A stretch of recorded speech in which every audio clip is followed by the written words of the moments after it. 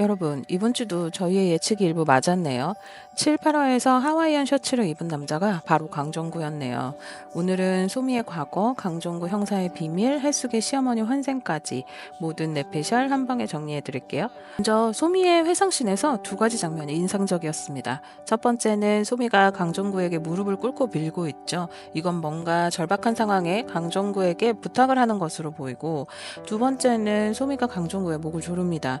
이건 강정구가 부탁을 들어주지 않자 분노에 차서 소미가 목을 조르는 것으로 예측이 돼요.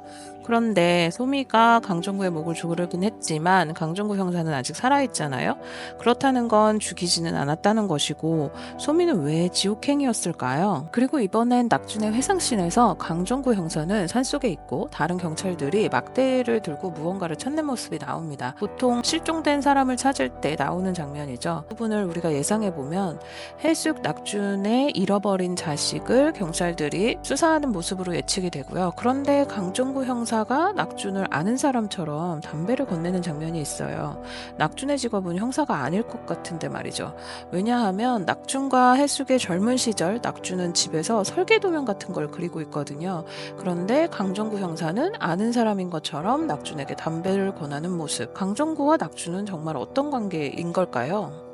어쨌든 소미와 낙준은 강정구 형사라는 인물을 둘 다 증오하는 걸로 보여져요. 그런데 뜬금없이 소미가 낙준에게 좋아하는 감정을 느끼는 건 뭐죠? 갑자기 천국에서 불륜도 아니고 이 작가의 목적은 그게 아닐 듯한데 자꾸 이상한 방향으로 흘러가요. 소미가 낙준에게 좋아하는 감정을 느낄 수밖에 없는 어떤 관계가 있을 것 같긴 한데 말이죠. 그리고 목사님, 점점 해숙의 잃어버린 아들일 가능성이 높아지고 있죠. 그런데 한 가지 더 생각해 볼 수 있는 건 혹시 소미랑 쌍둥이는 아닐까요?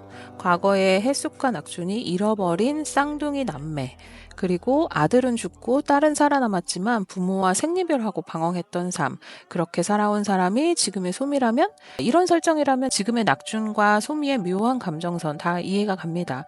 하지만 여기서 걸리는 포인트가 두 개가 있어요. 첫 번째는 소미의 회상씬을 보면요, 강정구의 젊은 시절 모습이 겹쳐져 나옵니다. 그렇다는 건 소미도 그 시점에 있었다는 거죠. 두 번째는 소미는 지옥행 열차를 탄 인물이죠. 즉 죽은 뒤에 도착한 모습이 지옥행 열차의 지금의 모습인데 너무 젊어요. 반면에 강정구 형사는 지금 현재 노년기를 살고 있죠. 시간의 흐름이 맞지가 않습니다. 즉 소미가 해숙의 젊은 날이다 혹은 해숙의 딸이다, 단순한 인물 대칭으로 보기에는 시점들이 너무 안 맞는 거죠. 그래서 더 헷갈리게 합니다. 하지만 이 엇갈림 자체가 떡밥일 수도 있습니다. 혹시 누군가의 기억을 이식받은 제3의 인격체거나 혹은 만들어진 기억 융합체일 수 있는 거죠.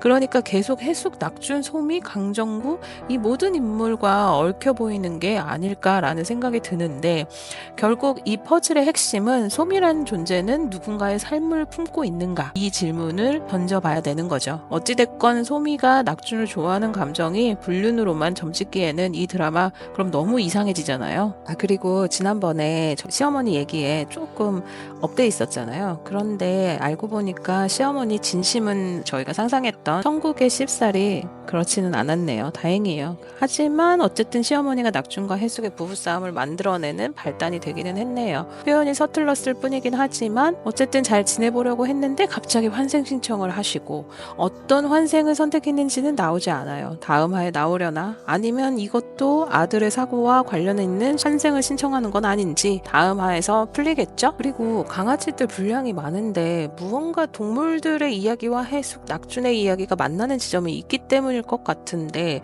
아무것도 알려주지 않고 서사만 너무 길게 가져가는 것 같아요. 도무지 추리가 안 되네요.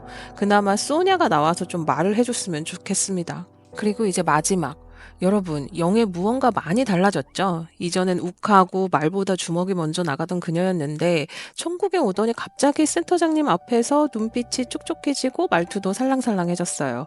그냥 단순한 성격 변화일까요? 그런데 말입니다. 혹시 영애가 센터장님에게 어떤 기억이나 과거의 단서를 느끼고 있는 건 아닐까요?